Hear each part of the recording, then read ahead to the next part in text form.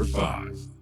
In Jailbreaker, you must test your skills and intellect as you ascend a tower of handcrafted challenges. Jump, fly, slide up walls, float in bubbles, and perform somersaults, all with the press of a single button. I love the faux CRT design. It really captures the nostalgic art style, and there's also this really cool path review if you happen to just mess up. The game features 3 worlds and 60 levels with a bunch of different puzzle mechanics. The demo is out right now for you to check out and see how far you can break out of jail. Number 4. Number 4 was sitting in my Twitter feed this past week and features a retro first-person shooter currently titled Cruel. The tweet itself has almost reached 1 million views and shows off some smooth gunplay, a great-looking kicking mechanic, and just absolute first-person mayhem. There doesn't seem to be a lot of information about the game, but it's definitely something we're going to be keeping an eye on. By the way, guys, if you're working on a first-person shooter type game in Godot or are wanting to start one, I'm in the middle of a huge FPS tutorial series here on my channel. I'm covering every step of the process like movement and state machines, and if you prefer written tutorials or just want to download the source files for your own project, you can join my Patreon. The current support has been amazing, and every little bit helps me create tutorials and content like this. On to the next game. Number 3.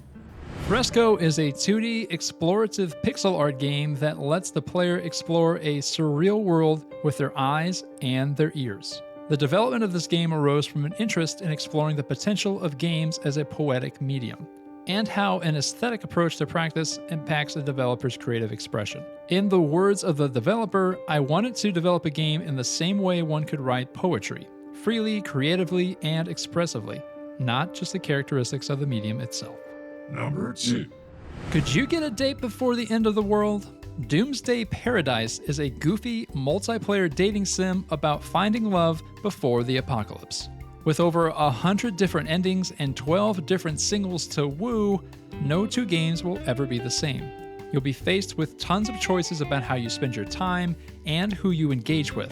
Part dating sim, part card battler, and completely drowning in the absurd. Play with friends online in multiplayer mode, and create even more chaotic stories. You can check it out on Steam. And before we get to our number 1 spot, congrats to last week's winner, Proto Corgi, earning a place in our 2023 Godot Project of the Year tournament. And don't forget to vote for your favorite in the comments below. And number 1.